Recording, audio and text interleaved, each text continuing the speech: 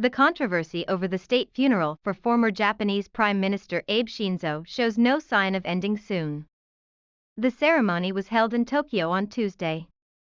People opposed to the funeral and using public funds for it held rallies and protest marches across Japan. Hokkaido, southern in the state funeral was only decided by the cabinet. No prior reports, the Diet. This is unacceptable. The government will review how the decision was made to hold the event and reveal how much it cost taxpayers. Parliament will hold a special debate on the funeral next month. A South Korean think tank says North Korea's nuclear development program could be getting more advanced. The Korea Institute for Defense Analysis says the North needs to conduct 4 more tests before it can field tactical nuclear weapons. It says Pyongyang has spent more than $1 billion in developing and testing its atomic arsenal.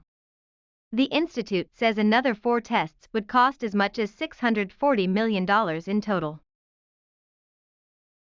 Japanese automakers are introducing new safety features to prevent accidents caused by drivers who mistakenly step on the accelerator instead of the brake pedal. Honda's latest minivan comes with a system that overrides sudden acceleration. There's a warning if a driver suddenly presses on the accelerator while the vehicle is traveling up to about 20 miles an hour. The system maintains the vehicle's prior speed for the next 5 seconds. After that, it doesn't allow the speed to exceed roughly 20 miles an hour. Toyota, Mazda and Daihatsu began to eclipse some of their vehicles with similar safety features. Thursday marks the 50th anniversary of the establishment of diplomatic ties between Japan and China.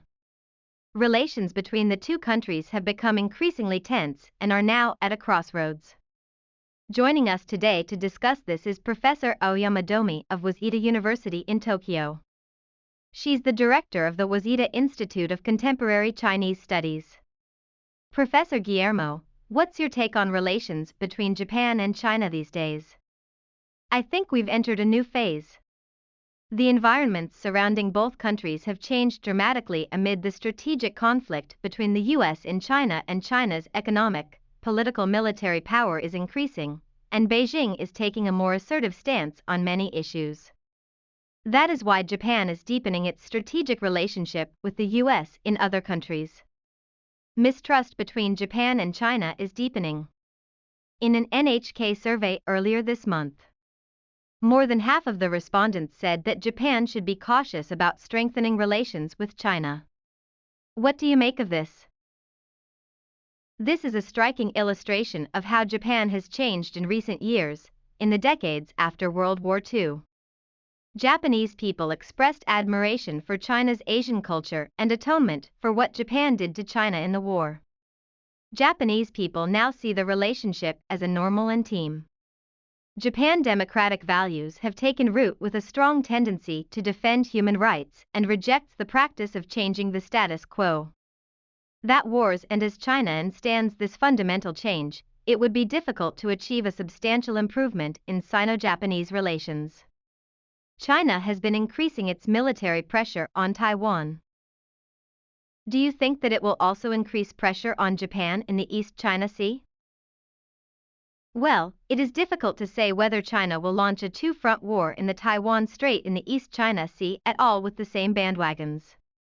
But Japan needs to prepare for a worst-case scenario. Actually, there is growing concern in Japan that China's military pressure in the East China Sea will increase in the event of a contingency in the Taiwan Strait.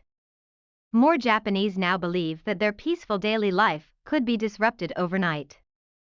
I see what's next for the two countries. Japan and China are neighbors with strong economic ties.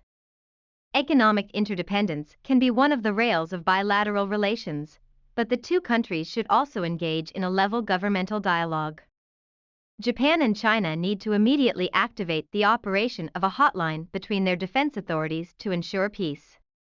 That was Professor Aoyama from Waseda University.